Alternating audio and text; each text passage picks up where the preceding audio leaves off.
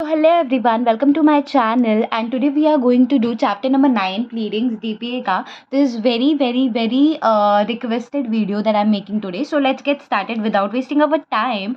So let's understand one thing, what exactly pleading means या pleading includes. पहले बताओ pleading means या include है. तो pleading में क्या है? Pleading क्या है? Basically it's a very foremost step, it's a very first step. जब भी कोई फाउंडेशन, जब भी कोई लिटिगेशन होता है तो ये स्टेप होता है. ठीक है, तो this is pleading is nothing but a step.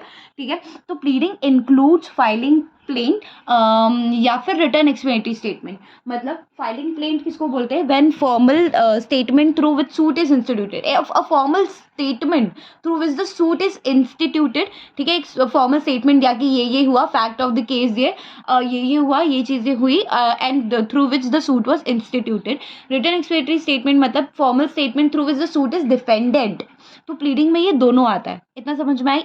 It's a civil matter, not a criminal matter. So what exactly plaint और रिटर्न स्टेटमेंट अभी देखा. प्लेंट मतलब एक डॉक्यूमेंट है stating the cause of the action. ठीक है, प्लेंट. अच्छा, I give my example. Plaint and return statement. So basically in one of my family my dad has instituted a suit against his brother for some reason, for property matters, because of him, because of his brother, we are not able to go to our house only because he has made a wall. ठीक है, now he has made a wall and we have no place to go enter to our gate, and we can't go our home, to be honest. So plaint का मतलब ये होता है document stating the cause of action and other necessary details and particular in support of the claim of the plaintiff. इसका मतलब that document stating the cause of the action. document बता रहा है कि cause of action क्या reason था, क्यों, किस reason से हम ये plaint जो है वो फाइल कर रहे हैं या सूट फाइल कर रहे हैं. So it's a plaint is nothing but it's a document that giving a cause of action, that what cause has made him to file a suit. Written statement is what, that his brother what he has done. So defense statement containing all material fact. Defense statement is giving no it wasn't like that. So defense statement containing all material fact and other details filed by the defendant. So pleading is therefore the foundation of any litigation. So when any litigation happens, so pleading step is necessary because if any litigation is there, the plaintiff must plaint the suit and the defendant must give his written statement. So it is foremost first steps, right? So pleadings are foundation of any litigation. Any material omission in the pleadings causes a serious consequences because the evidence and because at the evidence or argument stage the parties cannot go and argue that okay ये step भी था, ये no, कि ये भी बोलना था, ये भी बोलना था. नहीं, जो भी बोलना है एक ही बार में किस में बोलना है, प्लेंट में बोल दो. आपको जो भी बोलना है आप रिटन स्टेटमेंट में करके दे दो. और जो प्लेंटिफ है, जो केस डाल रहा है, बेसिकली केस इंस्टीट्यूट कर रहा है, सो जो भी उसके फैक्ट ऑफ द केस है उसको वो प्लेंट उस टाइम पे ही दे देना है. बाद में वो कुछ ज़्यादा ऐड नहीं कर सकता. However he can do it by the amendment, but that is up to the court कि कितना लेना है.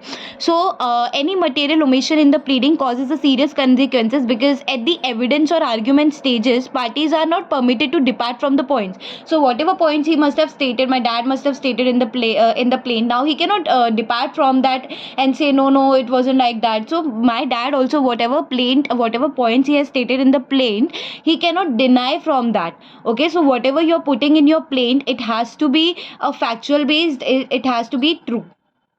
And issues raised in the pleadings, nor can a party be allowed to raise subsequently and issues क्या बोला था, permitted to depart from the points and issues raised in the pleadings. So whatever issues he must have raised, he has to stick on that. Nor can a party be allowed to raise subsequently except by way of amendment. So it's just that by way of amendment he can raise further issue, to be honest, but it's up to the court whether they will gonna take it or not. So pleadings contain material fact, contentions and claim of the plaintiff and the material fact, contention, denial or admission or claims of by the defendant. So pleading contains material facts. Pleading contains material fact, contentions and claim of the plaintiff. So pleading, when we talk about pleading, what exactly the pleading means?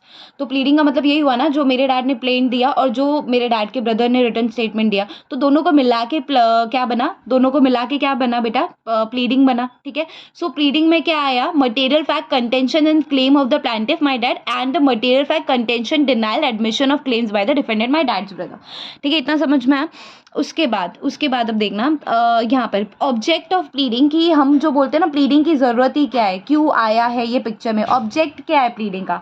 So the object of pleading is to give fair notice to each party of what the opponent case is. So for example if there is no particular written statement, nothing is there formalize, तो how would the other party would know कि किस point पे अपने को बहसबाजी करना है. सो object of pleading, foremost object of pleading is that the to give the fair notice to each party of what the opponent case is. आप छुपा सकते हो क्या, ये मेरा केस है, अभी नहीं बताऊंगा, कोर्ट में मिल तब बताता हूँ, नहीं. So whatever you are writing in your plaint, that copy would go to the opponent and he would understand what exactly the case is. So bring real matter in dispute, ठीक है, bring the real matter in dispute and also eliminate the element of surprise during the trial. During the trial मेरे dad आगे बोले अरे ये भी matter था, अरे ये चलेगा क्या, नहीं चलेगा भाई, अब कहाँ से उठ के आ रहे हो, जब बोला था प्लेंट में डालने के लिए तो क्यों नहीं डाला आपने, अब कहाँ से उठ के आ रहे हो, ये भी मैटर था, अभी अपने घर जाओ, ठीक है, दूसरा फाइल करना. और वो भी पता है ना सबको कि सेम केस में चीज़ें नहीं फाइल होती है. So you have to understand one thing, that during the trial you can not come up with the surprise, ये भी था, नहीं, जो बोलना है अभी प्लेंट में बताना, ठीक है. कुछ इंपॉर्टेंट लगा हमको तो आप अमेंडमेंट करोगे, हम देखेंगे उसको एक्सेप्ट करना है या नहीं. कौन देखेगा, court. Another advantage, parties know beforehand what points the opposite party will raise at the trial. So whatever another advantage ये है प्लीडिंग का कि पार्टीज नो बिफोर हैंड, दोनों पार्टी को पता है कि कौन से पॉइंट पे अपने को बहसबाजी करनी है. अदरवाइज तो कोर्ट का भी टाइम वेस्ट होगा ना.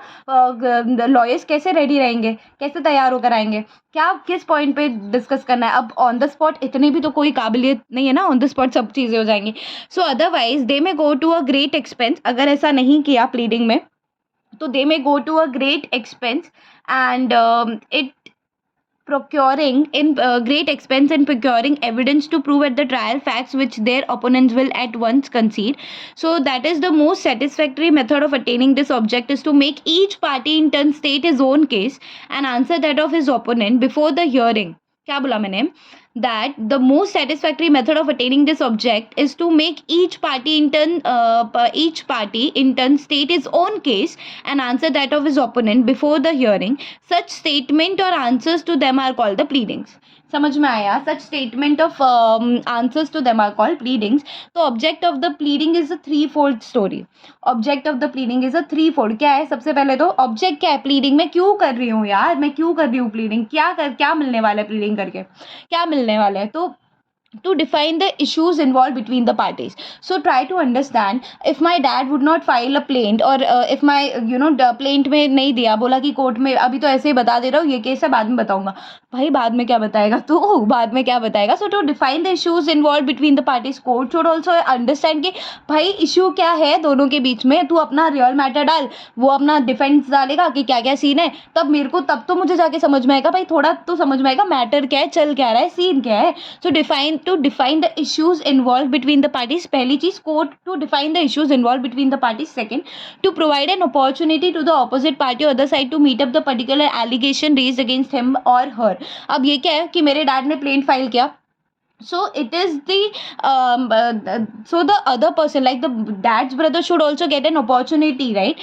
Now since the case is filed, right, we know that we are right because he has done wrong and of course our case is going on merit, but अब बोल नहीं सकते ना, ये तो केस के ऊपर है, तो कोर्ट के ऊपर है किसको राइट ठहरा दे, बिकॉज अल्टीमेटली अपने को मानना तो कोर्ट का ही है. कोर्ट बोलेगी तू गलत है, तो भाई तू सही भी हो लेकिन तू तो गलत ही बन जाएगी बिकॉज कोर्ट बोल रही है ना.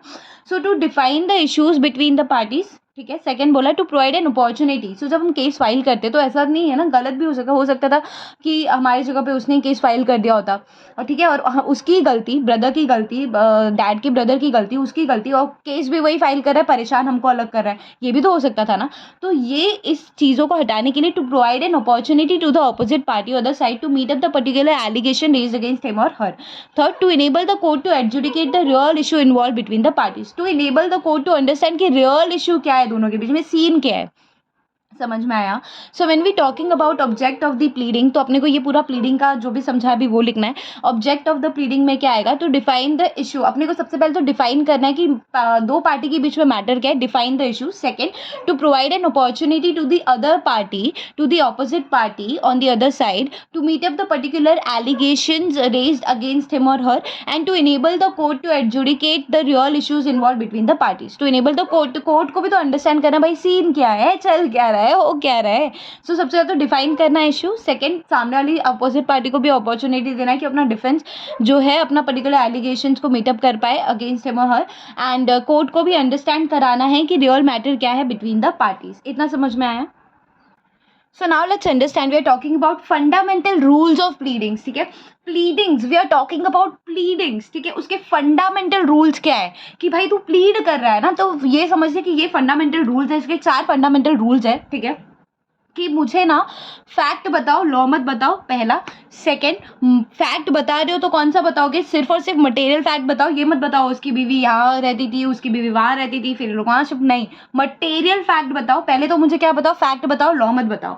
जो फैक्ट बता रहे हो मटेरियल होना चाहिए, state में only material and material facts only. Third, pleading shall state only the fact on which the party pleading relies and not the evidence by which they are to be proved. pleading के time में ना, अभी तो हम अपना case file करो ना, बताओ ना आपका प्रॉब्लम क्या है, ये मत बताओ कि ये एविडेंस है और आज ही ये तय हो जाना चाहिए कि ऐसा है वैसा, नहीं भाई। प्लीडिंग में आप अपना केस बताओ, आप अपना केस बताओ, क्यों आए हो आप, ये मत बताओ, एविडेंस मत बताओ, हमको मत सिखाओ, हम निकाल लेंगे, हम देख लेंगे एविडेंस के स्टेज पे, अभी आप एविडेंस मत दो, ठीक है। Fourth, pleading shall state material fact concisely but with precision and certainty. जो material fact भी बता रहे हो ना, that has to be there with precision and certainty. तो चौथा वाला थोड़ा टफ जा रहेगा, अभी तक समझा नहीं रहेगा। 3 समझ गया रहेगा कि फैक्ट बताओ, लॉ मत बताओ, फर्स्ट। सेकेंड बोला कि फैक्ट बताओ, सिर्फ मटेरियल फैक्ट बताना। थर्ड वाला कि फैक्ट बताओ भाई, एविडेंस मत बताओ भाई, प्लीडिंग के टाइम पे एविडेंस मत बताओ, एविडेंस के स्टेज के टाइम पे बताना, ठीक है। So let's do one thing here. सबसे पहले फर्स्ट फंडामेंटल रूल जो है प्लीडिंग का वो कर लेते हैं, fact and not law. What am I saying, fact and not law, fact बताओ, लॉ मत बताओ।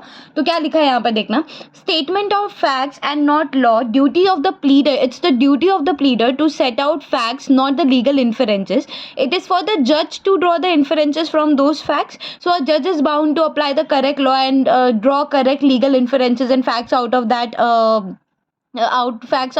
what my bad, fact out of those, क्या है, लीगल इन्फरेंसेज एंड फैक्ट्स। मतलब आप जज को एविडेंस वगैरह मत दो, statement of facts and not law, आप लॉ मत बताओ, ठीक है। फैक्ट है, अभी फैक्ट में मतलब मैं अगर बताऊँ मेरे हिसाब से, तो डैड के बीच में उसने वो रास्ता बना दिया, अभी उसने वो दीवार खड़ी कर दी, now we can't enter our gate to our village house, right, we can't go in. So अभी मेरे डैड को ये लॉ बताना है क्या उधर, एज पर टोपा act this is infringement of right, बताना है क्या, नहीं बताना है, वो सब देखेगा ना भाई, वो कौन देखेगा, वो सब देखेगा कौन, जज बैठा है ना उधर, यही सब देखने के लिए बैठा है। तू ये सब मत बता फिलहाल, तू ये बता बनाया है क्या हुआ, दीवार बनाया है क्या, अच्छा ठीक है, इतना ही बता, फिर ये मत बता कि टोपा के हिसाब से वो गलत है, वो बाद में हम देख लेंगे।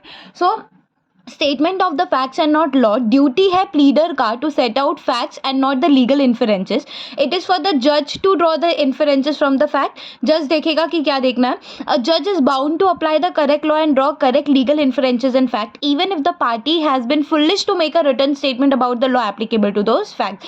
मतलब अगर आप रिटन स्टेटमेंट में बता रहे हो ना, एज पर टोपा एक्ट 51 सेक्शन के हिसाब से, ये तो जज आपको बोलेगा तू तो ये तो पागल है, ये पागल है, ये बता के रखा है मुझे नहीं पता है क्या, मेरे को सब पता है, ये तो पागल है, आपको पागल में काउंट किया जाए। सोचो आप लॉ बता रहे हो as per section 51 and you are foolish to do that because you are making a wrong mistake over here, you are making a mistake over here.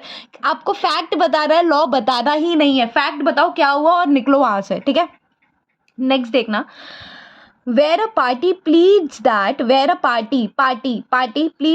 the act of the defendant was unlawful, ठीक है। मेरे dad ने बोला कि मेरे भाई, मतलब dad के भाई ने जो किया वो गलत था, उनके भाई ने जो किया वो गलत था, या फिर defendant is a guilty of negligence, ठीक है, या फिर defendant was legally bound to perform specific contract but उससे नहीं किया, so such a pleading would be bad. क्यों, आप क्या बता रहे हो कि where a party please that act of the defendant, आप मेरे डैड क्या बता रहे, ये मेरे भाई ने जो किया है ना ये तो अनलॉफुल है, ये मेरे भाई ने जो तो किया है ना वो तो नेग्लिजेंट है, ये मेरे भाई ने जो किया है ना वो तो परफॉर्म लीगली बाउंड था कि वो ये एक्ट परफॉर्म करेगा, ये कॉन्ट्रैक्ट परफॉर्म करेगा, वो लीगली बाउंड था। ये मत बताओ जज को, उसको ये सब नहीं सुनना है, ठीक है। Such a pleading would be bad in such case. Plaintiff को इंस्टेड क्या बताना चाहिए? As a fact, the plaintiff must state facts which establish the guilt or negligence of the defendant or how the particular act of the defendant was unlawful. आप बोल रहे हो, आपने एक स्टेटमेंट दे दिया the act of the defendant was unlawful, क्यों? Fact बताओ ना, किस बेस पे आप बोल रहे हो कि उसने जो किया वो अनलॉफुल है। तो ठीक है, मैं इसका भी एग्जांपल दे देती हूँ। सो लेट्स से हमारे केस में क्या हुआ था, जो जिस ज़मीन पर उन्होंने वो दीवार बनाई हुई है, वो ज़मीन जो है वो सबके, उसमें मेरे डैड का भी नाम है। 16 जन की ज़मीन है वो, अभी दादा परदादा के ज़माने से आ रही है, ठीक है। 16 लोगों की ज़मीन है वो, बट गांव में कैसा नॉर्मल बंटवारा कर देते ना कि चलो इतना तुम्हारा इतना मेरा। 16 लोगों के नाम पे है वो, ठीक है। तो फर्स्ट मेरे डैड ने ये बता दिया, फैक्ट बता दिया कि 16 लोगों के नाम पे। मेरे डैड ने ये बोला कि इसने गलत क्या, नहीं। सेकेंड मेरे डैड ने बोला कि जिस ज़मीन पर उसने दीवार बनाई है उस पर सरकारी पत्थर बिछे हुए हैं, जब सरकारी पत्थर बिछे हुए हैं आप उसको तोड़ के, आप वो सरकार का हो गया, फिर आप उसको तोड़ के आप उस पर दीवार नहीं बना सकते। तो मेरे डैड ने ये डाला है, तो अब मेरे डैड ने ऐसा डाला है क्या उसमें कि, तो मेरे डैड ने फैक्ट बताया ना कि ये सब हुआ है। मेरे डैड ने ये बताया क्या, जो डिफेंडेंट ने किया है ये अनलॉफुल है, वो कोर्ट देखेगी अनलॉफुल है लॉफुल है व्हाटएवर। मेरे डैड को क्या बताना है, फैक्ट बताना है।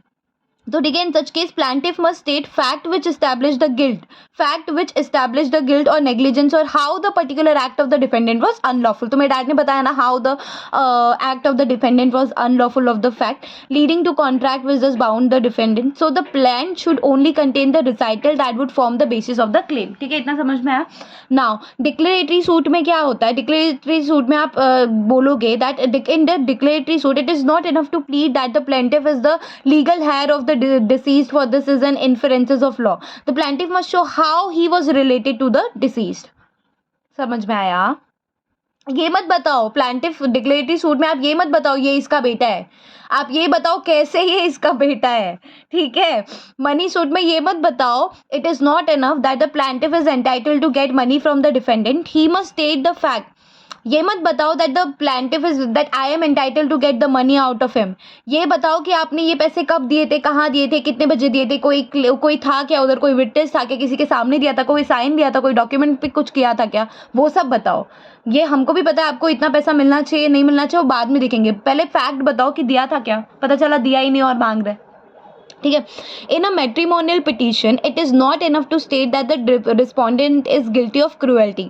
ठीक है, मैट्रिमोनियल पिटीशन है कई कोर्ट के पास, तो आप ये मत बताओ, आप लड़की हो, ठीक है, मैं लड़की हूँ समझो, मैं ये नहीं बोल सकती कि ये जो मेरा हस्बैंड है ना ये क्रूएल है टूवर्ड्स द पिटिशनर वाइफ, मतलब मेरे खिलाफ ये क्रूएल है एंड शी इज एंटाइटल्ड और इसलिए मुझे डिवोर्स चाहिए। So the petitioner must state all those fact, मतलब मैं ये नहीं बोल सकती कि यार ये बंदा क्रूएल है इसलिए मुझे डिवोर्स चाहिए, मुझे ये बताना पड़ेगा कि वो क्रूएल क्यों है, ठीक है, किस बेसिस पे मैं उसको क्रूएल बोल रही हूँ। मैं ये बोल सकती हूँ कि ये दारू पी के आता है, रोज मुझे मारता है, इंटॉक्सिकेशन होने के बाद वो फिजिकल इंजरीज मुझे देता है, तो मैं ये स्पेसिफाई कर सकती हूँ सच इंसिडेंट्स की कोई और she should specify dates on which such, मतलब डेट्स बताना पड़ेगा कि किस दिन मेरे साथ ये हुआ था, कोई फोटोग्राफ्स है मेरी जिसमें खून बह रहा हो, जिसने इसने मारा हो, कोई वीडियो है मेरी that the husband use to abuse her और beat her in presence of a friend, किसी के सामने मारा है, वॉचमैन ने देखा है, किसी ने देखा है, मेरा जो हस्बैंड है वो मुझे मेरे पेरेंट्स के घर नहीं जाने देता, मुझे डाउरी के लिए फोर्स करता है कि जा अपने बाप के पास से 1 करोड़ रुपए लेके आ,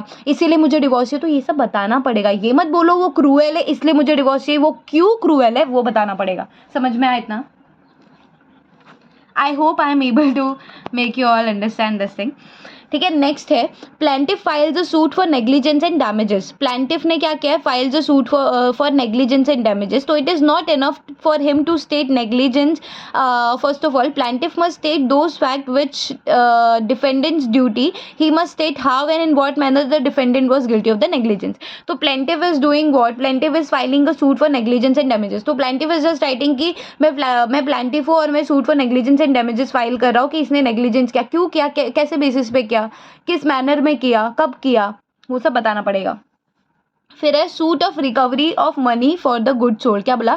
suit for recovery of money for the good sold. So defendant must clearly state that he did not purchase any goods from the plaintiff nor was an agreement to do so. So he must also state that the goods were sent to him but he did not take it. So suit for recovery of money, suit for recovery of money for the good souls. तो क्या हुआ इस case में? क्या होता है ना, defendant should not just take the plea that he is not liable, such a statement is plea. मतलब डिफेंडेंट सिर्फ ये नहीं बोल सकता ना, मतलब देखो प्लेंट गया, ठीक है, मेरे डैड ने प्लेंट भेजा अभी, तो उनके भाई के पास गया होगा, तो वो बोल सकता है क्या मैं तो गिल्टी नहीं हूँ, खत्म नहीं, उसको एक्सप्लेनेशन देना पड़ेगा, राइट।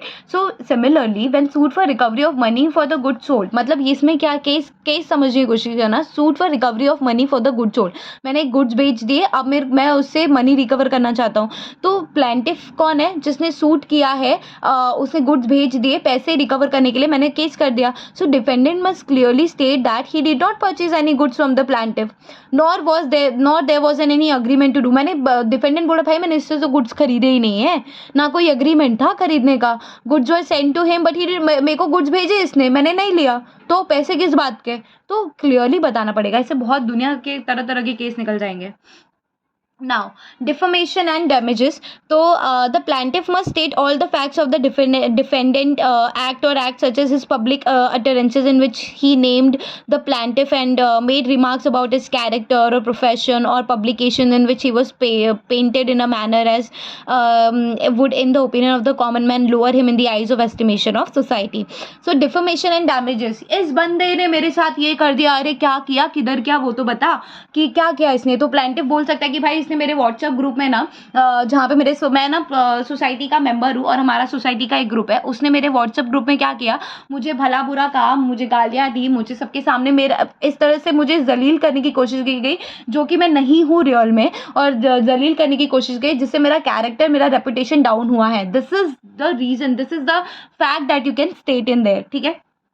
उसके बाद क्या देखना, the rule that every pleading must state fact and not law in subject to the following. इसके एक्सेप्शन क्या है? The rule that every pleading must state fact and not the law is subject to the following exception. मैंने बोला ना कि आप सिर्फ मुझे फैक्ट बताओ, लॉ मत बताओ। इसके फॉलोइंग एक्सेप्शन है, अगर फॉरेन लॉ है तो आपको बताना पड़ेगा, कस्टम्स है तो बताना पड़ेगा, mix question of law and fact है तो भी बताना पड़ेगा, लीगल प्लीज है तो बताना पड़ेगा, इन्फेरेंसेस ऑफ लॉ है तो बताना पड़ेगा। इतना समझ में आया सबको? इतना समझ में आया? इसको याद कर लो ना यार। अभी इसको कैसे याद करोगे? अब वो जैसे भी करोगे आपके ऊपर है कि ये जो था कि अब तक हमने क्या क्या समझ में आ गया, हमको फैक्ट एंड नॉट लॉ में हमको ये समझ में आ गया कि सबसे पहले तो हमने बताया कि हमको देखो यहाँ पर इन शॉर्ट अगर ले लूँ, सबसे पहले तो हमने ये बताया कि फैक्ट ऑफ लॉ दो, इन फैक्ट्स बताओ, लॉ मत बताओ, जज देखेगा कैसे लॉ क्या करना है, ठीक है। फिर सेकेंड हमने देखा कि ये मत प्लीड करो कि act of the defendant was unlawful, ये बताओ कैसे अनलॉफुल है। डिक्लेरेटरी सूट में ये मत बताओ कि वो इसका बाप है, बताओ कैसे रिलेशन, बताओ कैसे बता रहे हो वो इसका बाप है। मनी सूट में ये मत बताओ कि मेरा इतना क्लेम बनता है, ये बताओ कि कैसे बनता है, ठीक है। फिर मैट्रिमोनियल में ये मत बताओ कि मेरा हस्बैंड क्रूएल है, क्यों क्रूएल है उसका रीजंस दो, ठीक है। फिर नेग्लिजेंस वाले सूट में, नेग्लिजेंस एंड डैमेजेस में ये मत बताओ कि नेग्लिजेंट है वो, ये बताओ किस बेसिस पे आप उसको नेग्लिजेंट बोल रहे हो, फैक्ट बताओ। Suit for recovery of money of the good sold में ये मत बताओ कि तो suit for recovery of money for the good sold में ये आपको बताना पड़ेगा, defendant must clearly state that he did not purchase any goods for the plaintiff, ना ही कोई एग्रीमेंट था, तो बट ही डिड नॉट, उसने गुड्स भेजे थे, मैंने नहीं लिया, किस बात के पैसे। तो ये सब बहुत सारे तरह तरह के फैक्ट्स हो जाएंगे। डिफॉर्मेशन एंड डैमेजेस में plaintiff must state all the facts of the defendant act or act such as his public utterances ने WhatsApp पर डाला था in which he named the plaintiff और उसको गालियाँ दी, made remarks about his character, profession or publication in which he was painted in a manner that would opinion of the common man lower him in the eyes of the estimation of society। इसके कुछ exceptions है इसके कि पहला rule है ना, fundamental rule of pleading, that the pleading shall contain only statement of fact and not law. लेकिन जब फॉरेन लॉ की बात होगी तो आप अपने प्लीडिंग में फॉरेन लॉ डालोगे, जब कस्टम लॉ की बात होगी तो कस्टम लॉ डालोगे, जब मिक्स क्वेश्चन ही है लॉ एंड फैक्ट का तो वो डालोगे, चौथा लीगल प्लीज कुछ है तो वो डालोगे, पांचवा इन्फेरेंसेस ऑफ लॉ है तो डालोगे। क्या बोला मैंने? 5 क्या बोला? फॉरेन लॉ, देखो इसमें से समझ में क्या आ रहा है, फॉरेन लॉ कस्टम लॉ तो सही है, mix question of law and fact है तो बता दो legal please and inferences of law. तो याद करने वाली चीज़ है कि 5 एक्सेप्शंस है इसके कि pleading shall contain only a statement of facts and not law, कि सिर्फ फैक्ट बताओ लॉ मत बताओ, लॉ हम देख लेंगे। उसके 5 एक्सेप्शन है भाई, अगर आप फॉरेन लॉ में आ रहे हो तो बताना पड़ेगा, अगर आप कस्टम्स लॉ में आ रहे हो बताना पड़ेगा, अगर आपका मिक्स क्वेश्चन है फैक्ट एंड लॉ का तो बताना पड़ेगा, लीगल प्लीज कुछ है तो बताना पड़ेगा, एंड इन्फरेंसेस ऑफ लॉ है तो बताना पड़ेगा। तो आई होप अभी तक प्लीडिंग का रूल नंबर 1 सबको समझ में आ गया होगा। So let's move forward with pleading का rule number 2 which is material fact. Then उसके बाद सेकंड था that pleading shall contain material fact and material fact only. उसमें क्या था, that when a litigant comes to a legal practitioner he brings all fact and circumstances pertaining to a case, in fact he tries to narrate each and every event which he may possibly have a remote bearing upon the case. Not all such facts are important. If everything were to be included in the plaint, then plaint is likely to become so voluminous that the learned judge is likely to miss the essential track and be guided by the inessentials. आप सब कुछ भर दे रहे हो तो ये भी तो हो सकता है कि जो मटेरियल फैक्ट है वही ना समझ में आए कोर्ट को, ठीक है। So what is necessary therefore are the facts which are material, fact which have a direct and immediate bearing on the case. अब इसमें आप क्या बता रहे हो, ठीक है, लेट्स से मेरे डैड ने प्लेन दिया था कि इस मेरे भाई ने ये किया, मेरे डैड ये बताएंगे क्या इसने 10 साल पहले भी मेरे साथ यही किया था, 10 साल पहले पता है आपको, 10 साल पहले भी इसने ऐसे ही किया था, पता है आपको 2 साल पहले इसने ऐसे किया था, आपको पता है 1 साल पहले ये हुआ था, आपको पता है 10 साल पहले, 15 साल भी, अरे भाड़ में जा, मुझे नहीं चाहिए 10 साल पहले तेरे साथ क्या हुआ था, मुझे सिर्फ इतना बता कि तूने जो केस फाइल किया है उसके साथ डायरेक्ट लिंक किस चीज़ का बैठ रहा है, ठीक है। Fact which have a direct and immediate bearing on the case, fact which are secondary और incidental may easily be omitted, कुछ सेकेंडरी है तो उसको ओमिट कर दे। The lawyer must weigh each fact and test its significance and relevance in relation to given case. Lawyer का काम क्या है, हर एक फैक्ट को वो तोलेगा, लिटरली तोलेगा एंड देखेगा उसका सिग्निफिकेंस क्या है, रेलिवेंस क्या है in relation to the given case. इतना समझ में आया। सबसे सबसे सबसे बड़ा ये लाइन को समझने की कोशिश करना, that a party can not prove a fact which he has not pleaded, a party can not prove a fact which he has not pleaded. मेरे डैड को ये फैक्ट प्लीड करना चाहिए था, मैं एग्जांपल दे रही हूँ, मेरे डैड को ये प्लीड करना चाहिए था ये फैक्ट कि उसने रास्ता तो बंद कर दिया, साथ में हमारी मतलब क्या बोल सकते हैं अभी, जो भी उसने हमारा रास्ता बंद कर दिया भाई ने, और prove a fact which he has not pleaded. So let's say कुछ चीज़ उन्होंने प्लीड नहीं करी, कुछ चीज़ मिस कर दी, उनको जो प्लीड करनी चाहिए थी कि मेरे भाई ने ये सब किया है मेरे साथ, इसके बदले मुझे डैमेजेस चाहिए, ठीक है। अब मेरे डैड ने ये प्लीड नहीं किया था तो उनको मिलेगा क्या, नहीं मिलेगा। अब party can not prove a fact which he has not pleaded, ठीक है। कोई फैक्ट है लेट्स से वो सही भी है, वो मैटर में आ भी रही कोर्ट के, लेकिन वो कैसे प्रूव करेगा, आपने तो वो प्लीड ही नहीं किया, तो उस पर हम डिस्कस करके क्यों टाइम वेस्ट करें, ठीक है। कोई भी फैक्ट हो सकता है वो, right. So second fundamental rule of pleading is therefore that every pleading shall contain only material fact. Party pleading relies for his claim or defense. So this rule is embodied in Order 6 Rule 2, and it requires that the party pleading must plead all material fact on which he intends to rely for his claim or defense as the case may be, and he must plead material fact only, and that no fact which is not material should be pleaded, nor should the party plead evidence, nor the law of which a court may take a judicial notice. क्या बोला मैंने, समझने की कोशिश करना। Order 6 Rule 2 क्या बोलता है, the party pleading must plead all material fact, the party pleading must plead all material fact on which he intends to rely for his claim or defense as the case may be। क्योंकि pleading तो कोई भी कर सकता है ना, pleading किसको बोलते हैं, जो आप प्लेंट कर रहे हो या फिर आप रिटर्न स्टेटमेंट डाल रहे हो, बोल तो प्लीडिंग दोनों को रहे।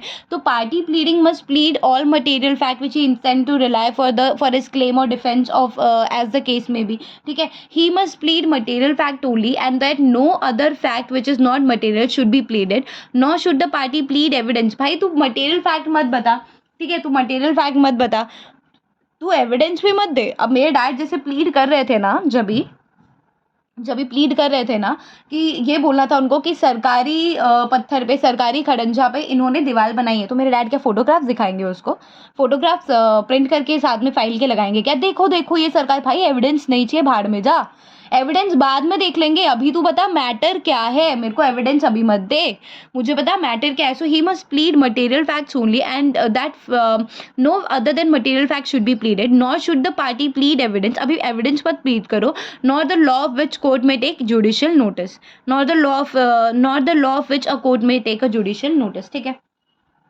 सो the rule is a stricter one. Question arise ये होता है what are the material fact. अच्छा, अब ये तो बोल दिया आपने कि भाई आप मटेरियल फैक्ट दे दो.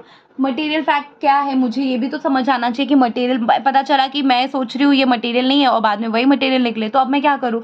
सो क्वेश्चन अराइजेस कि मटेरियल फैक्ट क्या है. Every fact on which the cause of action और the defence is founded.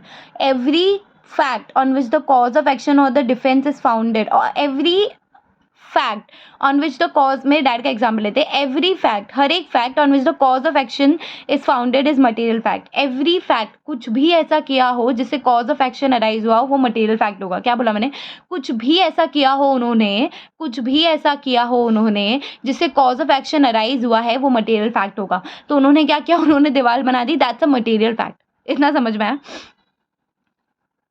Again line को समझने की कोशिश करना. उन्होंने कुछ भी ऐसा किया हो, उन्होंने कुछ भी ऐसा किया हो जिससे कॉज ऑफ एक्शन अराइज हुआ है, ठीक है, that's a material fact. So the purpose entertainment by the rule is that every unnecessary and irrelevant fact need not B brought on the record. Then there are other facts which do not directly establish the cause of action or defense but with nonetheless are material other facts in that the party pleading them has an inherent right to prove them at the trial. क्या बोला देखने की कोशिश करना, second line देखने की कोशिश करना, समझने की कोशिश करना. इंस्टेड दैट, दिख रहा है ना, समझने की कोशिश करना. सबसे पहले हमने बता दिया कि मटेरियल फैक्ट किसको बोलते हैं. तो आपके हिसाब से मटेरियल फैक्ट वो है जिसका कोई भी ऐसा फैक्ट जिसकी वजह से कॉज ऑफ एक्शन जो है वो अराइज हुआ है. ठीक है. Now then there are other facts which do not directly establish the cause of action. अरे ऐसे भी फैक्ट है जिससे डायरेक्टली कॉज ऑफ एक्शन से तो एस्टैब्लिश नहीं हो पा रहे वो, but which nonetheless are material. But आप उसको इमटेरियल भी नहीं बोल सकते हो. In that the party pleading them has an inherent right to prove them at the trial. तो पार्टी के पास राइट है कि वो ट्रायल में उसको प्रूव कर ले. तो समझ में आया क्या. एक तो ऐसे फैक्ट है जिनका कॉज ऑफ एक्शन के साथ डायरेक्टली लिंकेज है तो वो मटेरियल फैक्ट हो गए. अरे ऐसे भी तो फैक्ट होंगे जिनका कॉज ऑफ एक्शन के साथ डायरेक्टली लिंकेज नहीं है बट फैक्ट तो फैक्ट है, तो आप उसको हाइड नहीं कर सकते, आप उसको ओमिट भी नहीं करके रख सकते, आपको बताना पड़ेगा, ट्रायल पे प्रूफ कर लेंगे. particular fact is material or not will depend upon the circumstances of the case. A fact, तो basically materiality depends or varies with the case to case. So a fact may not appear to be material at the initial stage but it may turn out to be very material at the time of the trial. पहले आपने बताया था कि सरकारी खड़ंजा है, अरे वो अभी ठीक है ना, नहीं समझ रहा, मटेरियल नहीं लगता, ठीक है तो क्या, ठीक है, बट लेटर ऑन वो बहुत इंपॉर्टेंट बन सकता है कि अरे भाई सरकारी खड़ंजे पे इसने दीवार बनाई कैसे. समझ आ रही है चीज़ें. So particular fact is material not will depend upon the circumstances of the case to case, varies with case to case. A fact may not appear to be material at the initial stage but it may turn out to be very material at the time of trial. So thus if a party is not able to decide whether a fact is material or not, if he entertains a reasonable doubt as to materiality of particular fact, it would be better to include than to exclude, because if a party omits to state or plead any material fact, he will not be permitted to adduce evidence to prove such a fact at the trial unless the pleading is amended. क्या बोला देखना. ठीक है. अब कोई fact है जो आपने बताया ही नहीं, कोई फैक्ट है जो आपने प्लीडिंग के टाइम पे नहीं बताया. तो लेट्स से अगर मेरे डैड ने ये नहीं बताया होता प्लीडिंग के टाइम पे कि सरकारी खड़ंजे पे बनाई है इन्होंने दीवार, तो क्या लेटर ऑन स्टेज पे जब एविडेंस वाला स्टेज आता, आर्ग्यूमेंट स्टेज वाला आता, तब क्या वो फोटोग्राफ्स लाके दिखा सकते थे क्या, देखो सरकारी खड़ंजे पे. नहीं भाई, नहीं देखना है भाई, नहीं देखना. तूने प्लीडिंग में क्यों नहीं डाला, प्लीडिंग में ये क्यों नहीं डाला कि ये सरकारी खड़ंजे पे. तो it is better than to include, it is better to include rather than excluding that. ठीक है. अगर आपको डाउट है कि फैक्ट मटेरियल है या नहीं, तो it is better to include rather than to exclude that, because if a party omits to state or plead any material fact, he will not permitted to adduce the evidence to prove such fact in the trial unless the pleading is amended, unless your pleading is amended. So the general rule is that the party cannot prove a fact which he has not pleaded. समझ में आया. A party cannot prove a fact which he has not pleaded. ठीक है. तो यही question था ना बेटा, यही क्वेश्चन था ना, party cannot prove a fact which he has not pleaded. अब यही आ गया एग्जाम में, तो क्या करोगे. A party cannot cannot prove a fact which he has not pleaded. तो ये भी तो समझ में आना चाहिए किसका, इसका आंसर क्या होगा. तो मटेरियलिटी वाला आंसर आ जाएगा. उसके बाद लॉयर्स का कुछ बताया है यहाँ पे. लॉयर्स का क्या बताया है, लॉयर्स का टास्क बताया that the task of lawyer is therefore rather difficult, he must observe all the rules and material fact that to be pleaded, and क्या निकालना है क्या डालना है वो सब लॉयर का काम है। तो उसको विजुअलाइज करना चाहिए सारा possible directions dimensions which the pleadings are likely to assume. Experience lawyer जो होता है उसको before him by client by को रिलेटिंग दैम, मतलब उसको बहुत सारी चीज़ों को को रिलेट करके सब नाप तोल के उसको प्लीडिंग में चीज़ें डालनी पड़ेगी। So after carefully examining the interplay between such fact decide what facts are material and what not, thereafter he would prepare. तो बेसिकली इसका दिया है, लॉयर का दिया है कि उसके बाद वो रफ और एक आउटलाइन बताया, एक रफ चीज़ें करेगा, रफ फ्रेम करेगा चीज़ें, फिर उसके बाद वो सारे सब फैक्ट्स को सबमिट करेगा कि लेटेस्ट स्टेज पे कोई प्रॉब्लम ना आ जाए। ठीक है, तो लॉयर के बारे में दिया है। उसके बाद दिया है यहाँ पर, दिख रहा है ना,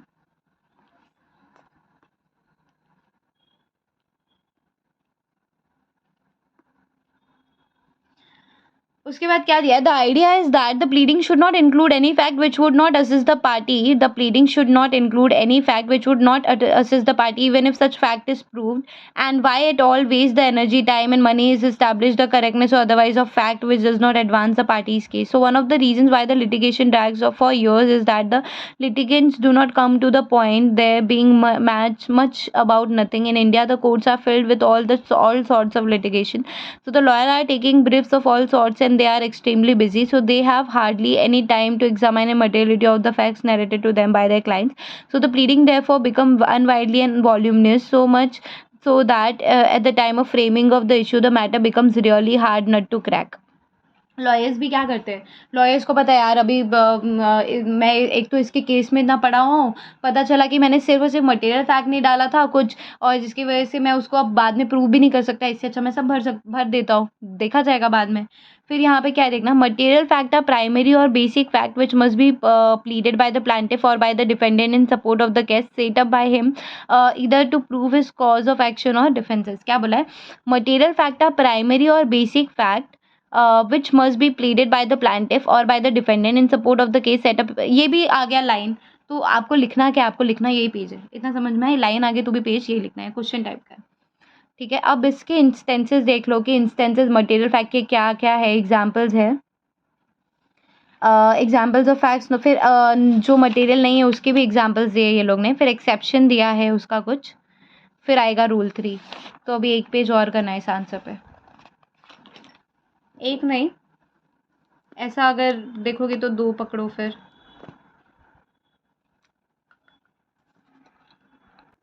तो अब इंस्टेंसेस ऑफ मटेरियल फैक्ट देखना है, यहाँ पर सेम है, एग्जाम्पल सेम आएगा, suit for damages of suit for damages, suit for ejectment, suit for defamation and money suit. मतलब इसमें से 3 चीज़ें सेम है, money, defamation and suit for ejectment नहीं, सूट फॉर डैमेजेस भी सेम है। तो बट एग्जाम्पल तो ऑब्वियसली डिफरेंट होगा ना। So the plaintiff in framing a statement of claim should set out the circumstances of the collision so far as they are known to him with clearness and accuracy to enable his adversary to know the case he has to meet. He should also state in particular terms the particular act or negligence which according to him caused the collision. Suit for damages or injuries, suit for damages for injuries sustained in collision. So plaintiff को उसका case clearly बताना पड़ेगा, framing a statement of claim should set out circumstances of collision बताने पड़ेंगे, तो इसमें circumstances of collision याद रखना, set out the circumstances of collision। ठीक है, a suit for ejectment, suit for ejectment का मतलब क्या होता है, सबने पढ़ा होगा, सूट फॉर इजेक्टमेंट, रेंट पे नहीं किया तब सूट फॉर इजेक्टमेंट लगता है। So suit for ejectment of a trespasser from the land, या फिर प्रॉपर्टी पे किसी कोई जब क्या बोलते हैं उसको, भाड़े वाला छोड़ नहीं रहा है। So suit for ejectment of a trespasser from the land of a injunction, it is material to allege that the defendant threatens and intends to repeat the illegal act. ठीक है, कोई ट्रेसपासर था, चला गया एक दिन, मतलब ऐसा 1 घंटा सो गया था, आप बोल रहे हो सूट फॉर इजेक्टमेंट कर दूंगा, चलेगा नहीं। You have to show the material fact that defendant threaten कर रहा है that he would repeat that illegal act. ठीक है, similarly if a party seeks a stay order against any authorities act और demolition of his premises, shop or building, he must allege that he is owner of the property and that he plans or the map thereof ठीक है, छोड़ दो. A suit for defamation में क्या है? It is material to allege that the words were intended to defame the plaintiff, or at least they were so understood by men at large. If the words are ambiguous, then what is this? Innuendo must pleaded that they were ironically used or were intended so to be understood. So where अब अच्छा okay इस line का example देती हूँ, समझ सको तो समझा. ठीक है, एक मराठी में एक गाली होती है एमसी. ठीक है, अब मैं उसको डिस्क्राइब नहीं कर रही, एमसी होती है. ठीक है, अब आप बोल रहे हो कि भाई that MC is understood at large by the main, कि क्या होता है उसका मतलब. ठीक है, आप बोल रहे हो कि ये तो अनएम्बिग्यूअस है, तो पता ही नहीं क्या होता है, जाओ गुजरात में पूछो एमसी क्या होता है, nobody would know. So basically हम देखेंगे ना एमसी को किस तरह से यूज़ किया जा रहा है आयरॉनिकली. भाई सबको मतलब I you understanding what I am trying to say. So where a party claims the benefit of a special rule, where a party claims the benefit of a special rule or custom, then he must allege all facts which bring the case within the ambit of that special rule or custom. For example, where marriage between two spindas or between two persons within the degree of prohibited relationship is challenged in some property matter, so the party that is challenging the validity of the marriage must allege that there was no custom governing the parties which permitted or sanctioned such a marriage between spindas. So it is material to allege that the existence of a long established family or caste custom governing the parties to the marriage which permitted or sanctioned such a marriage. So suit for defamation का मतलब समझ में आया. suit for defamation से हमको फ़िलहाल तो यही समझा है कि जो वर्ड आप बता रहे हो ना कि यूज़ किया गया है आपके लिए, वो वर्ड आप बता दो. एंड हम लोग उस वर्ड के वो ये फिर अनएम्बिगियस है, एम्बिगियस है, ये सब देखेंगे. वो वर्ड का लार्ज बेसिस पे पब्लिक उसको कैसे समझते हैं वो देखेंगे. In a money suit, it is material. We are talking about material fact. Okay? In a money suit, it is material to allege part payment of the loan, and also any other fact which gives a new lease of 3 years. So time to the loan in order to save the suit from the bar of the limitation. So where a plaintiff bases his claims on some document, it is material to state that the effect of such document. For example, where the case is based on sale deed, it is material to state that a particular person has sold property to him by a sale deed dated so and so, which was duly registered. So in a suit for specific performance of a contract, it is material to allege that the plaintiff has always been willing to perform and is willing to perform his part of the contract. So material fact में थोड़ा सा difficult जाएगा because law वाले में easy था ये समझना. Again instances of material fact कैसे समझोगे? Suit for damages for injuries sustained in a collision. Suit for damages for injuries sustain. So set out the circumstances of the collision. Suit for ejectment मतलब कि जो defendant है वो threaten कर रहा है और बोल रहा है कि ये वाला काम मैं दोबारा करूँगा. सूट फॉर डिफेमेशन मतलब कि it is material to leak that the words were intended to, मतलब जो वर्ड्स आपने बताए थे बोला है उसने आपके खिलाफ, तो आपको बताना पड़ेगा that it was to defame me, and large basis पे इस मतलब को इस तरह से समझा जाता है. A money suit, it is material to allege part payment of the loan and also any other fact which gives a new lease. मतलब आप ये भी बताओ ना कि भाई पार्ट पेमेंट अभी क्या है, ऐसे बता रहे हो आप कि ठीक है 10,000 लेना था, इसने अभी तक सिर्फ 5,000 दिए हैं, तो ये बताओ ना कि 5,000 भी जो दिए उसने वही पार्ट पेमेंट करके दिए, पहले 1,000 दिया था फिर 2,000 दिया, मतलब वॉट एवर इट इज़. समझ रही है चीज़ें. Example of facts not material, नीचे देखना कि ये एग्जाम्पल ऑफ फैक्ट है जो कि मटेरियल नहीं है. इस तरह से आप दिमाग लगा सकते हो कि मटेरियल क्या है और मटेरियल क्या नहीं है. सूट ऑन प्रोमिसरी नोट, ठीक है, suit on promissory note. So it is not material to state. Suit on promissory note, क्या बोला मैंने? प्रोमिसरी नोट पे सूट हो रहा है. So it is not material to state that the plaintiff requested the defendant to make the payment and he refuse because no demand is necessary when the promissory note becomes due and it is payable immediately. क्या बोला देखना? It is not material to state that the plaintiff requested the defendant to make the payment and he refused because no demand is necessary when the promissory note becomes due and it is payable immediately. जब promissory note का मोटो ही यही है, promissory note का मतलब ये होता है जब वो ड्यू होता है ना promissory note, so the other person, the opposite party has to pay that, has to clear it, ठीक है. अगर अब आप ये सब मत बताओ कि इट इज़ नॉट, मतलब ये मत बताओ कि डिफेंडेंट ने सॉरी क्या था ये, प्लांटिफ ने रिक्वेस्ट किया था पेमेंट के लिए, डिफेंडेंट ने पे नहीं किया, रिफ्यूज़ कर दिया, मना कर दिया, ये मत बताओ. वो सब हम देख लेंगे. बिकॉज नो क्यों बोल रही हूँ मत बताओ, क्योंकि जब आप बात करते हो किस केस में बोल रही हो, सूट फॉर प्रॉमिसरी नोट, क्योंकि प्रॉमिसरी नोट जब ड्यू होता है, जब पेंडिंग होता है, तो फिर वो इमिडिएटली पेबल होता है, ठीक है, पेबल ऑन डिमांड अगर होगा तो. Similarly in a suit for recovery of money, ठीक है, रिकवरी ऑफ मनी करना है. So it is not material to state that the goods belong to the plaintiff or that the goods were sold to the defendant on the belief that he would honestly make the payment. General damages general damages are presumed to be natural, so need not be proved. So special damage will need not be presumed by law to be consequence of the defendant act, but will depend on the special circumstances of the case. Therefore it will have to prove that the trial that the plaintiff suffered the loss. इसका क्या मतलब है देखना. Recovery of money. So in case of this example where you're saying recovery of money for the goods sold, so it is not good to say that this is not a material fact. You're saying that कि मैंने तो goods इसलिए दिए थे, मेरे को लगा था honestly वो पेमेंट कर देगा, मुझे नहीं पता था honestly पेमेंट नहीं करने वाला है, वरना मैं नहीं देती थी. तो ये नहीं बोल सकते आप. ये बोल सकते हो देखो जो जनरल डैमेज है ना वो एक्सेप्टेबल है, वो नेचुरल है, वो समझ में आता है, ठीक है, that need not be proved. But जो स्पेशल डैमेजेस है तो कोर्ट उसको प्रिज्यूम नहीं करेगी एंड उसका consequences on the defendant act presume नहीं करेगी, but will depend on the special circumstances of the case and that has to be proved at the trial that the plaintiff suffered a loss. मतलब ये कि आप ये मत बोलो आपको रिकवरी ऑफ मनी करना फॉर द गुड्स, और आप ये मत बोलो यार कि मतलब मैंने तो सच में उसको ऑनेस्टली मैंने ऐसे इसलिए गुड्स बेचे, तो उसने मुझे जेन्युइनली बोला था कि वो मुझे कल आकर पेमेंट कर जाएगी, लेकिन उसने नहीं किया. That's bullshit. ओके, वो नॉर्मल है, नेचुरल है, जनरल है, समझ में आता है, ठीक है, that need not B proof. लेकिन स्पेशल डैमेजेस जो होता है ना, that court doesn't presume that and uska consequences of the defendant act, but will depend on the special circumstances of the case and that has to be proved at the trial that the plaintiff suffered the loss, ki plaintiff को उसकी वजह से loss हुआ है and that has to be proved. तो general proof नहीं करना है, special proof करना है, इतना सा crux है इसका. अब इसका एक्सेप्शन देख लो. Exception to the general rule.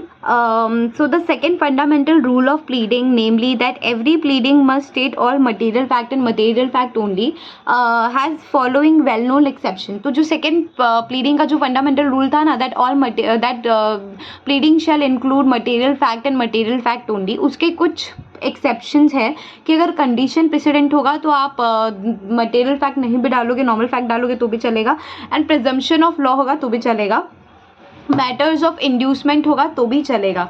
3 चीज़ें बोली मैंने, condition precedent, presumption of law and matter of inducement.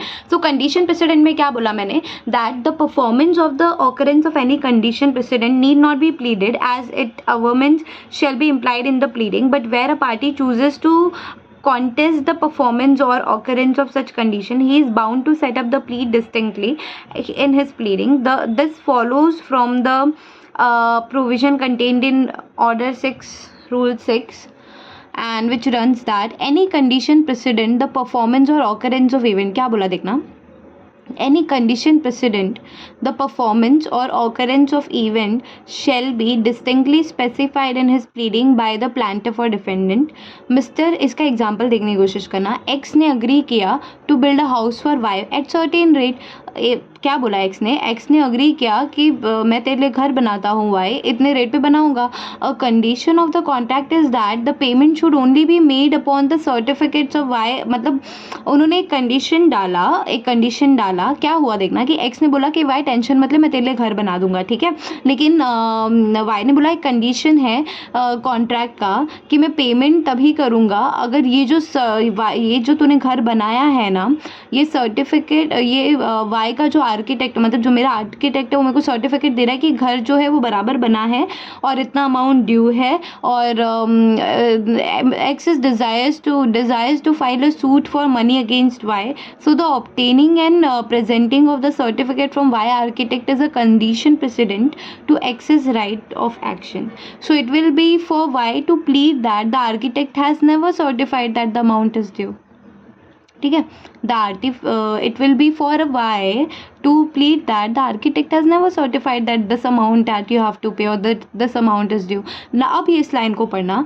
Any condition precedent, पहले से जो कंडीशन है, द परफॉर्मेंस और ऑकरेंस ऑफ इवेंट, घर बनाने वाला, shall be distinctly specified in his pleading by the plaintiff और डिफेंडेंट. अभी समझ में आया. सो दिस इज कंडीशन प्रेसिडेंट कि आपने जो कार्य को करना था, परफॉर्म करना था, वट एवर इट इज, आपने उसके पहले कोई कंडीशन प्रेसिडेंट लगाई कि ये होगा तभी करूँगा. So this is a material fact. भले ही वो मटेरियल फैक्ट ना भी हो whatever it is, but you have to specify in your case. समझ में आया. फिर है प्रिजम्पशन ऑफ लॉ. सो इसका था सेठानी वर्सेस भाना. सेठानी वर्सेस भाना. इस केस में क्या हुआ था? Sale deed was executed by a tribal women who was old, illiterate and blind in favor of one of her relatives with whom she was living till her death and was dependent on him. It was held that it was upon the relative to prove that the sale deed was executed under no undue influence. A party should not plead anything which the law presumes in his favor. Sethani versus Bhana में क्या हुआ था? एक sale deed execute किया था bye a tribal women जो तो बूढ़ी थी, इलिटरेट थी, ब्लाइंड भी थी, in favour of one of her relatives. उसने वो किया था with whom she was living till her death and was dependent on him. It was held that it was upon the relative, वो relative के ऊपर है ये प्रूव करना कि वो सेल डीड जो है was executed under no undue influence, कि गोली रख के नहीं आपने वो सेल डीड बनवाई थी. So party should not plead anything which the law presumes in his favor. उस पर आप प्लीड नहीं कर सकते. सेठानी वर्सेस भाना के केस में ये हुआ था, तो ये केस तो याद रखना. फिर है matters of inducement. Another exception to the general rule is regarding facts which are merely introductory. Such facts only state the names of the parties, their relationship, their professions, and such circumstances as are necessary to inform the court as to how the dispute has arisen. Such facts are hardly necessary or material to the pleading, but they are generally tolerated and are set in the pleadings by both the parties in order to facilitate the court to take a stock of the situation of the parties. Matters of inducement. Basically इसमें क्या होता है? Facts which are merely introductory. ठीक है. Such facts only state the names of the parties. मतलब introductory fact जो है, basically अगर इंट्रोडक्शन देखे, ये रमेश है, ये सुरेश है, और लिटरली मेरे डैड का नाम रमेश चंद्र है and his brother's name is Suresh Chandra. So let's say matters of inducement, जो आप इंट्रोडक्शन दे रहे हो ना पार्टीज का, ये रमेश चंद्र त्रिपाठी है, ये रेसिडेंट ऑफ इंडिया है, वो है तो इमटेरियल ना केसेस, मतलब है तो इमटेरियल, इतना मटेरियल तो नहीं है. But fact which merely introductory, such fact state only the name of the parties, their relationship क्या है कि दोनों भाई भाई है, their profession and such circumstances as are necessary to inform the court as to how the dispute has arisen. ठीक है. Such facts are hardly necessary or material to the pleading, but they are generally tolerated as they are set in pleadings by both the parties in order to facilitate the court to take a stock of the situation of the parties. ठीक है. छुड़ाए घर पार मेरा, sorry. चलो rule 3 कर लेते हैं. Fact not evidence. Facts दो, एविडेंस मत दो. अब उस पर कुछ है, देखते हैं. तो इसमें क्या बोला है कि only fact must be stated and not the evidence. Evidence को लेटर स्टेज के लिए बचा के रखो. जो लॉयर होगा बेसिकली वो डिस्टिंग्विश करेगा बिटवीन द फैक्ट जो डालना है और जो एविडेंस के लिए रखना है, भले ओरल हो या रिटर्न हो. So the reason behind the rule stating evidence is that if evidence और ऑल्सो, अगर एविडेंस को भी हम प्लीडिंग वाले स्टेज में ही जाने दें, इंट्रोडक्टरी वाले स्टेज में जाने दें, जहाँ पे केस रेडी हो रहा है, जहाँ पे बेसिकली चार्जशीट बनेगी कि हाँ मतलब जो भी XYZ रेडी स्टेज पे ही जाने दे, इनिशियल स्टेज पे जाने दे, तो the pleading then there shall remain no limit for details. तो डिटेल्स तो कुछ भी डाल सकते हैं. And the chief object of the pleading would disappear, कि मटेरियल इन्फॉर्मेशन ही डालना है. So evidence also consist of fact. मतलब एविडेंस में भी फैक्ट तो रहता ही है ना. एविडेंस तो एविडेंस जिस चीज़ को आप प्रूफ कर रहे हो फैक्ट के बिना पॉसिबल है क्या? तो evidence also consist of fact, that's fine, right? So Ratilal versus Raghu में क्या हुआ था देखना, material fact are those fact which a plaintiff must allege in order to show a right to sue. So basically, material facts are those facts which a plaintiff must allege in order to show a right to sue, or a defendant must allege in order to constitute as defense. के material fact है. अगर आपको material fact और evidence में distinguish करना है तो distinguish आप कैसे किस बेस पे कर सकते हो? Facta probanda and facta probentia के बेस पे.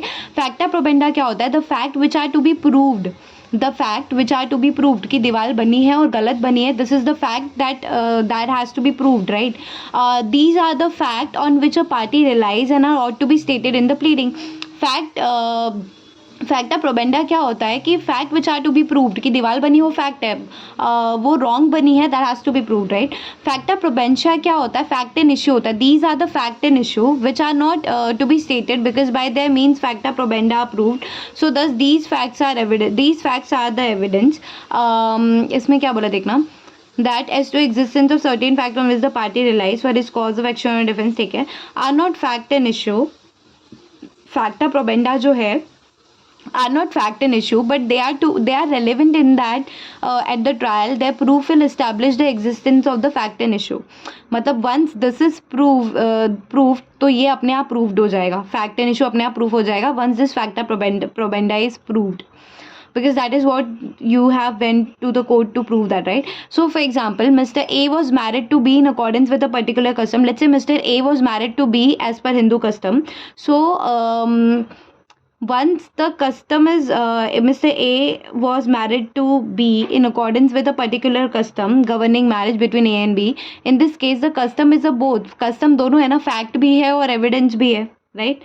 तो because once the custom is proved, एक बार कस्टम प्रूव हो गया कि इस तरह से मैरिज होती है तो marriage also stands proved. So facta probanda में जो है फैक्ट और एविडेंस दोनों आ जाएंगे. And facta probantia is fact in issue, उस टाइप के. फिर इसके कुछ एग्जांपल्स है which is mental condition, notices, implied contract और रिलेशंस, प्रिजम्पशंस ऑफ लॉ. ये 4 इसके एग्जांपल्स है.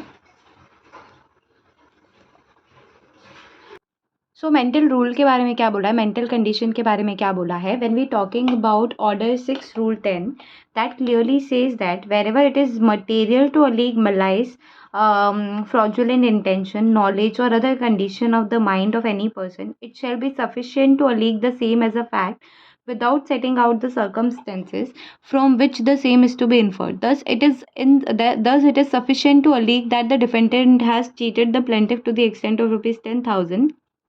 It is not necessary, nor would it be, in order to plead how the defendant has cheated the plaintiff. The how part would be evidentiary and should not be pleaded. Again क्या बोला मैंने देखना, mental condition के बारे में यहाँ पर बात हो रही है, ठीक है. सो फ्रॉडुलेंट इंटेंशन था लेट्स से. सो इसके बारे में क्या बोला, ये एग्जाम्पल है. ये किसका एग्जाम्पल है? ये एग्जाम्पल है रूल 3 का. रूल 3 का एग्जाम्पल है कि आप हमको मटेरियल फैक्ट दो, आप मुझे फैक्ट दो बट एविडेंस मत दो, राइट? फैक्ट दो बट एविडेंस मत दो, आप मुझे फैक्ट दो, एविडेंस मत दो.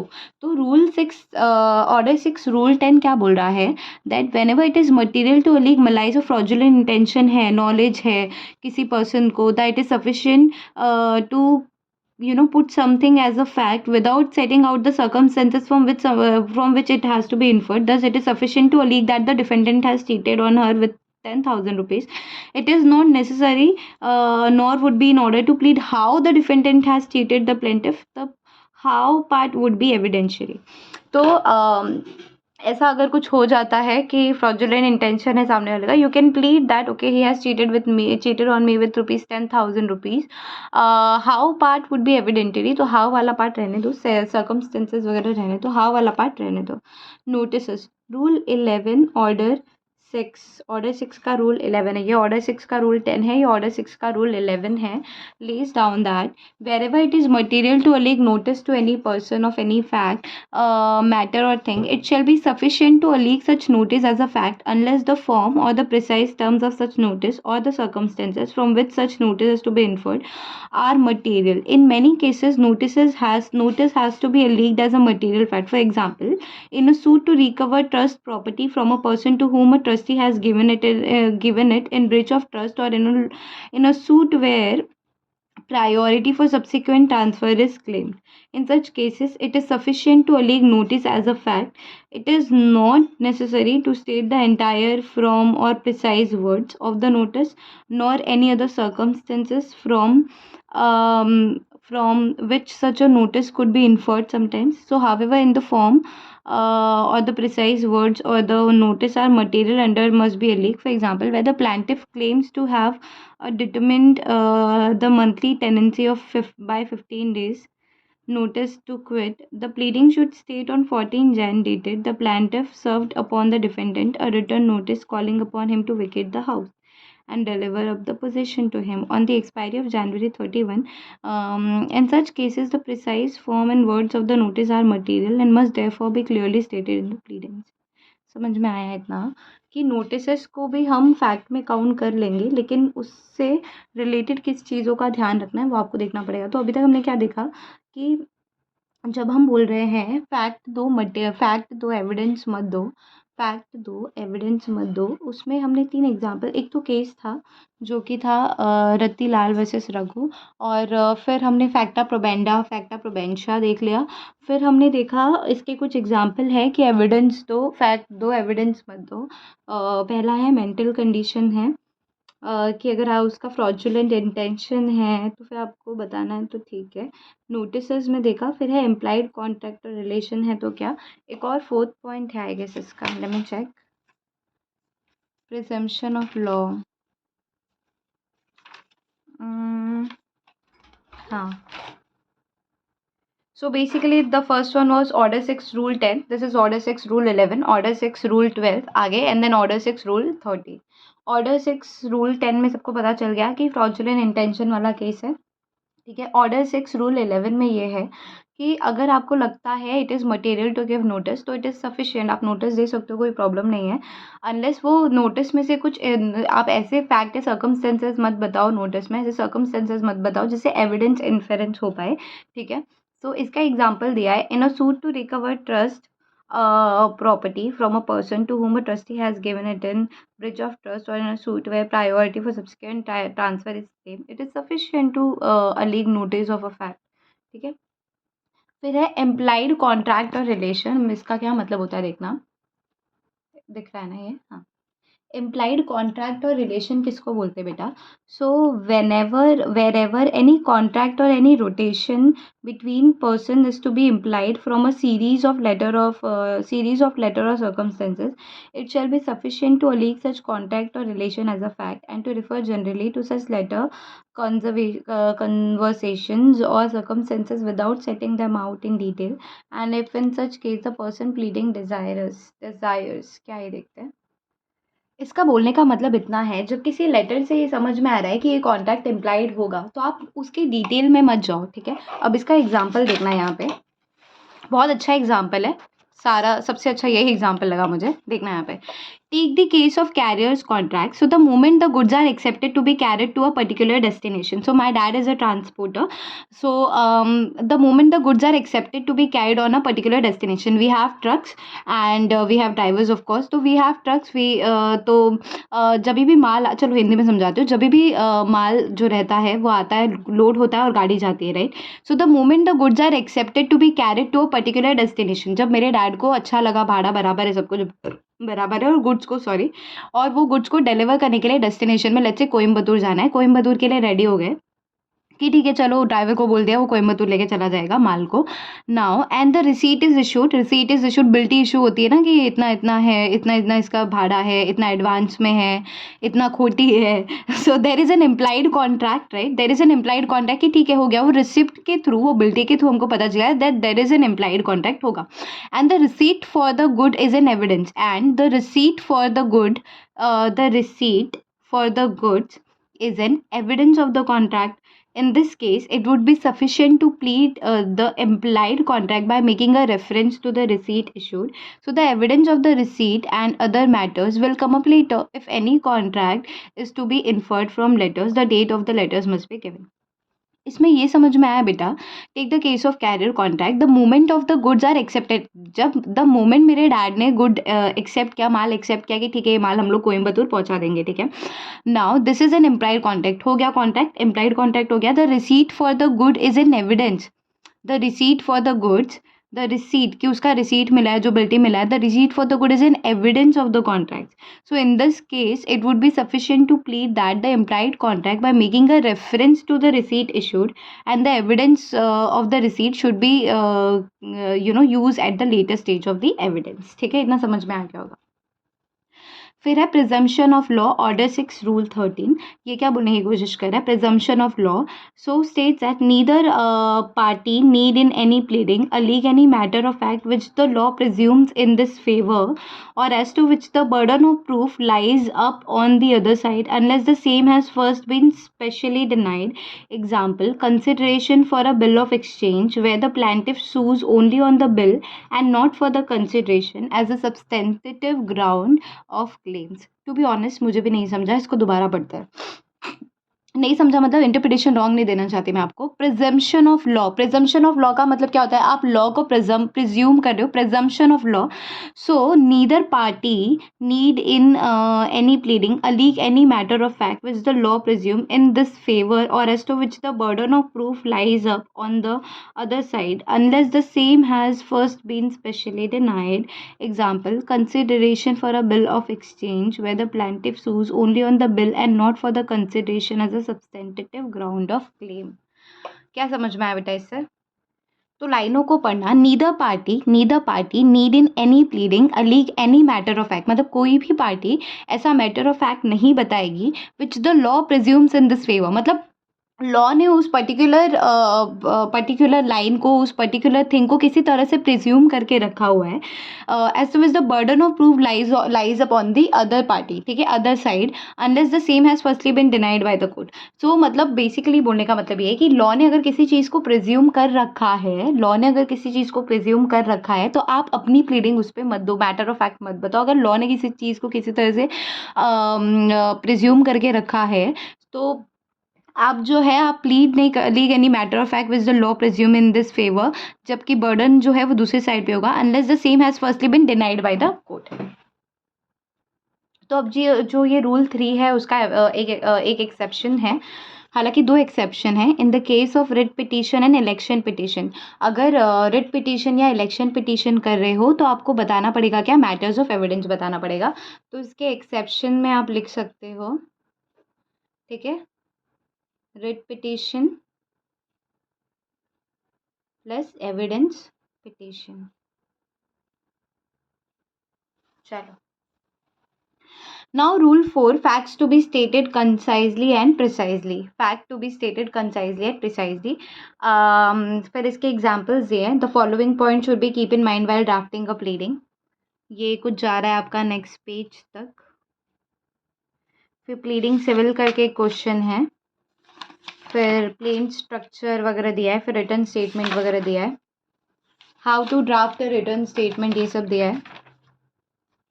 What am I thinking is that let me just make it in 2 go, right? It isn't that I can't make it today. It's just that it's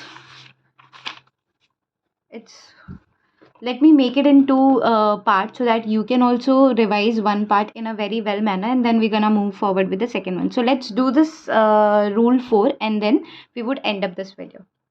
Rule 4 में क्या बोला है देखना, रूल 4 में क्या बोला है देखने की कोशिश करना. रूल 4 में क्या कहा है, fact to be stated concisely and precisely. जो भी फैक्ट आप बता रहे हो ना, कंसाइजली एंड प्रिसाइजली बताओ. ऐसा नहीं ना कि आपने पर्टिकुलर अभी आप कॉमा भी हटा दोगे तो चीज़ों के मतलब चेंज हो जाते, राइट? तो जो भी फैक्ट बता रहे हो तो कंसाइजली एंड प्रिसाइजली बताना है। इसका मतलब क्या बोला है, दैट ऑर्डर 6 रूल 2 है ये। ये क्या है बेटा? Order 6 rule 2। So order 6 rule 2 बोल रहा है that every pleading must be state the material fact concisely but with the precision and certainty. This rule is that the material rule is that the material fact should be stated in the pleading in a concise form but with precision and certainty, that the pleading shall be divided into paragraphs. वही है ना? वही है, same चीज़ है। नीचे भी I think वही है। तो इसका नहीं भी लिखोगे, नीचे का उठा के लिख दोगे तो भी चलेगा। अभी पढ़ लो sir. That the pleading should be divided into paragraph numbered consecutively. Dates, sums, numbers shall be expressed in figures. What this rule means is that the pleading should be brief and to the point. There should be no obscurity or vagueness or ambiguity of any sort, otherwise the very purpose of the pleading would be defeated. Another point to remember is that no doubt brevity and conciseness are the rule, but brevity should not be at the cost of the precision और clarity. मतलब brevity किसको बोलते हैं? जैसे कि अभी बहुत सारे केस में हम पढ़ते हैं तो दिया जाता है ना, जैसे कि अजय एंड विजय, तो ब्रेविटी में दे दिया A and V, so that's brevity. So thus where brevity and precision cannot be achieved without clarity, proximity in pleading would be justified.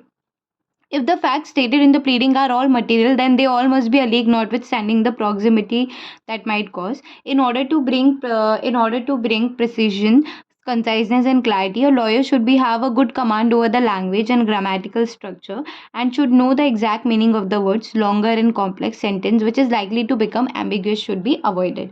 So the following point should be kept in mind while drafting a pleading. तो उसमें क्या है? Names of the person correctly spelled है, ठीक है। Fact आपने active रखा है, पैसिव वॉइस में नहीं रखा है। Circumstances and paraphrases should be avoided. Short sentence should be used as far as possible. Its and but should be avoided. He, she, or he, she, or that should be avoided if possible. For plaintiff, yeah, and defendant should be referred not only by their names. It is better to use the words plaintiff or defendant. Where an action is found on some statute, where things should be mentioned by their correct names and description of such things should be adhered to throughout. Where an action is found on some statute, the exact language of the statute should be used. If but and that as far as possible avoided. अभी देखो if but and that में 2 line ये लोग नहीं दे दिए, क्या avoid करेंगे? क्या ड्राफ्टिंग है भाई ये लोग की, क्या बोलने का? ठीक है। फिर necessary particulars of all facts should be given in the pleading. If such particulars are quite lengthy, then they can be given in attached schedule, and a clear reference made in pleading. Repetition should be avoided. Pleading divided into paragraph consecutively numbered. Date, sums and numbers shall be expressly in pleading in figures as well as words. तो अगर ऐसा question आता है that the following point to be kept in mind while, what are the points to be kept in mind while drafting a pleading, तो उसमें आपको simply इतना बोलना है। सबसे पहले तो जितना मुझे याद है उतना बोल रही हूँ मैं। एक्टिव वॉइस में रखो, पैसिव वॉइस में मत रखो, ठीक है। कंसाइज होना चाहिए, प्रिसाइज होना चाहिए, फिर कंसेक्यूटिवली नंबर्ड होना चाहिए। पैराग्राफ फॉर्म में डिवाइड करो पैराग्राफ को, पूरा ब्रीफ में लिखो, ठीक है। Circumstances and paraphrases should be avoided, ठीक है। शॉर्ट सेंटेंस लिखो एंड टू द पॉइंट लिखो। ही, शी और दैट, इट्स, बट्स, ये सब अवॉइड करो। और plaintiff and defendant should be referred not only by their names. It is, उन लोग को अजय विजय करके मत बुलाओ, उनको बोलो प्लेंटिफ एंड डिफेंडेंट, खत्म। पढ़ते हो क्या आप? अब जब केस लॉ भी पढ़ते हो तो आता है ना, plaintiff said that, defendant did that, और वट एवर। अजय विजय आता है क्या बार बार? नहीं। So where an action is found in some statute, the exact language of the statute should be used, and if but and that is avoided. Repetition avoid करनी है, ठीक है। Names of the person correctly spelled होना चाहिए। Date, sums and numbers shall be expressed in pleading. मतलब dates, numbers, जब भी आप सम, डेट्स वगैरह स्पेल कर रहे हो, अमाउंट स्पेल कर रहे हो, तो वो फिगर्स के साथ साथ किस में होनी चाहिए? वर्ड्स में भी होनी चाहिए, in order to cure the mistake. Pleading must be signed होना चाहिए, एंड वेरिफिकेशन ऑफ प्लीडिंग के बारे में बताया। प्लीडिंग मस्ट बी साइंड के बारे में क्या बोला देखना, दैट ऑर्डर 6 रूल 14। अभी तक हमने ऑर्डर 6 रूल 13 कहाँ तक किया था बेटा? प्रिजम्पशन ऑफ लॉ रूल 13 तक किया था ना, वहाँ तक किया था। दिस इज ऑर्डर 6, ये आप कोट करके आओगे तो अच्छा है, नहीं करके आओगे तो अभी मैं उसमें क्या करूँ, आप लोग ये बताओ। कुछ कर सकती हूँ क्या मैं ही भूल गई तो कोट करना, कुछ भी हो सकता है ना, बोल ही सकते हैं और क्या ही कर सकते हैं। चलो, सो प्लीडिंग मस्ट बी साइंड में क्या बोला है, दैट ऑर्डर 6 रूल 14 बोलता है that pleading has to be signed by the party and his pleader if any, however where a party pleading is by reason of absence और some other good cause unable to sign the pleading, it may be signed by by any person duly authorized by him। या तो मतलब pleading must be signed by the person और his authorized agent, by person or authorized agent। ठीक है। So the main purpose of rule is to prevent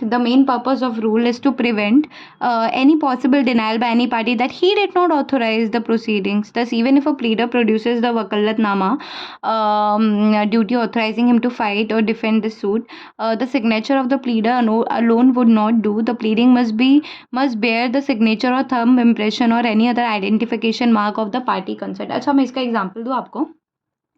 बोलते हैं ना वकालतनामा पे आपका सिग्नेचर होना चाहिए। मैं आपको इसका एग्जांपल दूँ। सो बेसिकली मेरा जो है केस चल रहा है वो गाँव में चल रहा है, ठीक है। तो अब मेरे डैड तो ऑब्वियसली वहाँ पे जाके बार बार साइन नहीं कर सकते, तो गुड कॉज है कि बार बार नहीं आ सकता यार बंदा साइन करने के लिए वकालतनामा पे। तो बाय पर्सन या फिर मेरे डैड ने जो लॉयर रखा है ऑथराइज एजेंट, वो भी कर सकता है, ठीक है। The main purpose of this rule is to prevent any possible denial by any party that he did not authorize the proceeding. So if the pleader produces the vakalatnama duly authorizing him to fight or defend the suit, the signature of the pleader alone would not do। मतलब उसके साथ साथ उसका thumb impression भी चाहिए होता है वकालतनामा पे। तो लेटली क्या हुआ था, ऑफ लेटली मैं वकालतनामा पे ऑलरेडी डैड ने कुछ सिग्नेचर्स करके रखे थे, तो थंब इम्प्रेशन वगैरह चाहिए था, तो इसके लिए उनको यहाँ से गाँव जाना पड़ा था फ्लाइट लेके। So can you believe this one, identification मांगो तो दिस इज़ वेरी, मतलब ये court cases, I just hate this, trust me on that. Order 6 rule 15 verification of pleading. तो सिर्फ सिग्नेचर नहीं चलेगा, सिग्नेचर से काम नहीं चलेगा, वेरिफिकेशन ऑफ प्लीडिंग होना भी ज़रूरी है। So every pleading shall be verified at the foot by any of the parties, foot by the verified at the foot by any of the parties pleading or by some other person proved to be satisfaction to the court to the acquainted with the fact of the case। Person verifying shall verify by reference to the numbered paragraph of the pleading what he verifies of his own knowledge and what he verified upon on received and believed to be true। So the verification shall be signed by the person making it and the date on which and the place at which it was signed। The aim of verification is only to fix responsibility of the statement made in the pleading upon same one before the court, upon same one before the court proceed to adjudicate upon them। So a person making a false verification is liable to be punished under the Indian Penal Code, as making a false statement is itself is an offence। Therefore the responsibility of verification is very great and its significance and the consequences thereof must be realized। After the signature to the pleading, some space may be left out and the verification should sign। इसमें कुछ नहीं, इतना सा ही कहा है कि verification रख लो। Verification की रिस्पॉन्सिबिलिटी होती है, ठीक है। अगर आपने वेरिफिकेशन में कुछ फॉल्स कमेंट किया है तो आप आईपीसी के तहत आप क्या हो जाओगे, रिस्पॉन्सिबल हो जाओगे और आपको पेनल्टी लगेगी। इसमें मैं कुछ लाइन मार्क कर दूँ, मुझे पूरा नहीं पढ़ना last. Person verifying shall specify what he verifies at his own knowledge, what he verified upon received believed to be true। The verification shall be signed by the person making it and the date on which the place and it was signed। अगर person making a false verification तो punished होगा IPC में, because false statement is itself an offence. Therefore, the responsibility of verification is very great and significance and the consequences thereof must be realized। इतना ही है। तो I hope अभी तक कि आपको समझ में आ गया रहेगा। तो रूल 4 तक हम कर चुके हैं। प्लीडिंग सिविल नेक्स्ट टाइम करेंगे, नेक्स्ट लेक्चर में करेंगे. So I hope this was demanded by so many students and I hope I was able to at least interpretate you in a very good way. And if you really like the video, whoever the single, even a single student, if he is watching me or listening to me right now, please, I would genuinely request you to subscribe to my channel, share this video, because I want to reach to the maximum student who are doing the self study, who want to clear this exam in December 2022. And also your motivation, your appreciation, the way you appreciate me is my motivation, and this is how I make further videos. So if you want the part 2 of this video, give the maximum thumbs up and maximum likes and maximum, what do we call it, as maximum shares and maximum subscription to my channel. Have a great day. Bye bye.